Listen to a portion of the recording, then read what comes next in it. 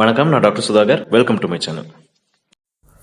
பெண் குழந்தைகளின் பராமரிப்பு, எஸ்பெஷலி பெண் குழந்தைகளின் ப்ரைவேட் பார்ட் பராமரிப்பு பற்றி நிறைய பேரண்ட்ஸுக்கு தெரியறதில்ல. அவங்களுக்கு பல பேர் பல தவறான இன்ஃபர்மேஷன்ஸ் கொடுத்துட்றாங்க. ஸோ அதுக்காக தான் இந்த வீடியோவில் பெண் குழந்தைகளுக்கு ப்ரைவேட் பார்ட் சம்மந்தமாக காமனாக என்னென்ன தொந்தரவுகள் வரும், ப்ரைவேட் பார்ட்ஸை எப்படி க்ளீன் பண்ணணும், எப்போ க்ளீன் பண்ணணும், யூரின் இன்ஃபெக்ஷன்லாம் தடுக்கிறதுக்கு என்னென்ன மெத்தட் ஃபாலோ பண்ணணும், உங்கள் டாக்டர்கிட்ட உடனடியாக எப்போ கூப்பிட்டு போய் காமிக்கணும், இதெல்லாம் தான் டீட்டெயிலாக இந்த வீடியோவில் பார்க்க போகிறோம். வாங்க வீடியோக்குள்ளே போகலாம். ஃபஸ்ட்டு பாயிண்ட்டு, குழந்தை பிறந்த உடனே ஒரு சில குழந்தைங்களுக்கு இந்த பிரெஸ்ட் பகுதி கொஞ்சம் பெருசாக இருக்கலாம்.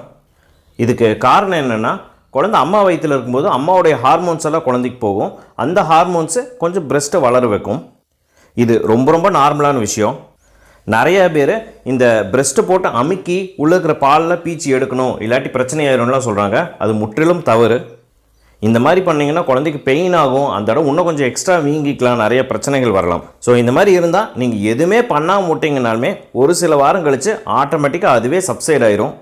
அந்த பிரெஸ்ட்லேருந்து வர்ற மில்க் பேர் ஆக்சுவலாக விச்சஸ் மில்க்குன்னு சொல்லுவோம். இதுவுமே நார்மல். ஸோ இதை அமுக்கி எடுக்கிறது தப்பு.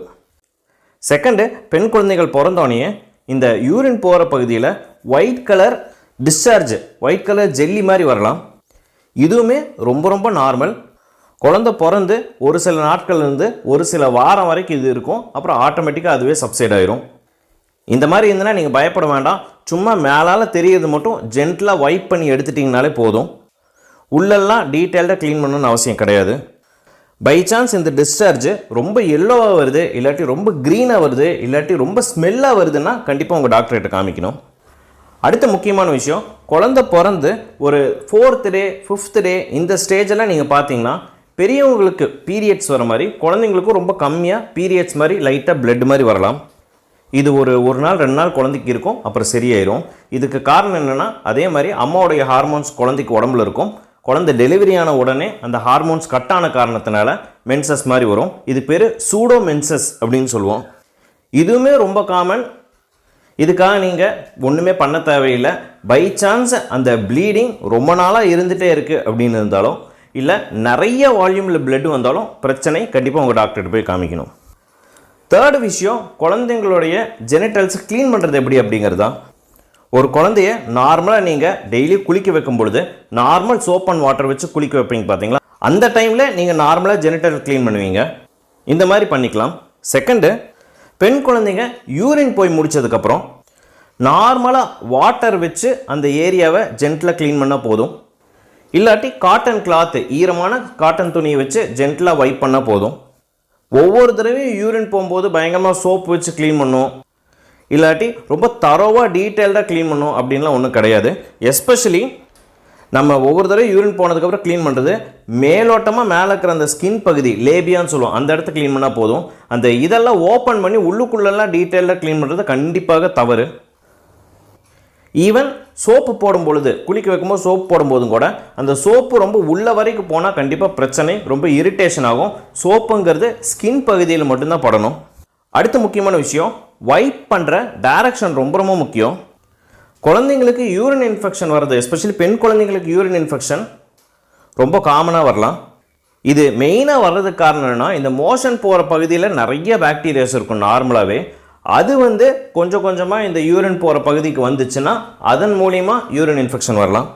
இதை தடுக்கிறதுக்கு முக்கியமான விஷயம், குழந்தைகளுடைய அந்த ப்ரைவேட் பார்ட்டை க்ளீன் பண்ணும்போது ஃப்ரண்ட்லேருந்து பேக்கு நீங்கள் வைப் பண்ணணும். பேக்லேருந்து ஃப்ரண்ட் வைப் பண்ணிங்கன்னா பின்னாடி இருக்கிற பாக்டீரியாவெல்லாம் முன்னாடி வந்து சேர்ந்துக்கும், யூரின் இன்ஃபெக்ஷன் ஆயிரும்.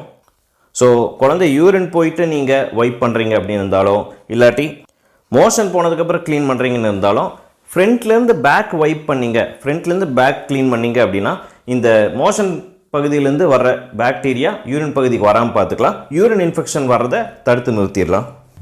அடுத்து, பெரிய குழந்தைங்களுக்கு பை சான்ஸ் ஒயிட் டிஸ்சார்ஜ் வருது, இல்லாட்டி yellow colour green colour discharge எல்லாம் வருது, ஸ்மெல் வருது அப்படின்னா இமீடியட்டாக உங்கள் டாக்டர்கிட்ட போய் காமிக்க வேண்டியது இருக்கும். அந்த ஜெனிட்டல் பகுதியில் இருக்கிற ஸ்கின் இன்ஃபெக்ஷன் ரொம்ப காமன். எஸ்பெஷலி அந்த பகுதி ஈரமாக இருந்துகிட்டே இருந்ததுன்னா டைப்பர் ரேஷ் மாதிரி வரலாம், அந்த ஏரியாவில் ரேஷ் மாதிரி ரெட்டிஷாக வரலாம். சம்டைம்ஸ் ரொம்ப ஈரம் இருந்துகிட்டே இருந்ததுன்னா ஃபங்கல் இன்ஃபெக்ஷன் மாதிரி ஆயிரும். ஃபங்கல் இன்ஃபெக்ஷன் ஆச்சு அப்படின்னா அந்த தொடையுடைய மடிப்புகளில், இல்லாட்டி இந்த ஜெனிட்டல் பகுதியில் இருக்கிற மடிப்புகள் எல்லாம் இன்ஃபெக்ஷன் ரெட்னஸ் ரொம்ப ஜாஸ்தியாக இருக்கும்.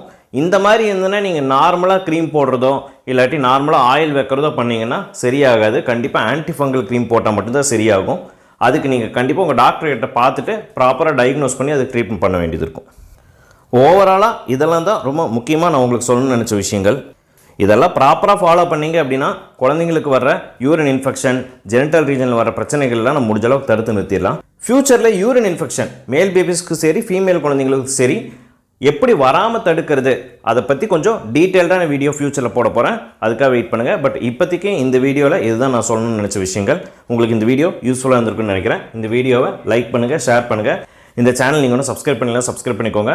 அடுத்த வீடியோவில் உங்களை சந்திக்கிறேன். அதுவரை நன்றி.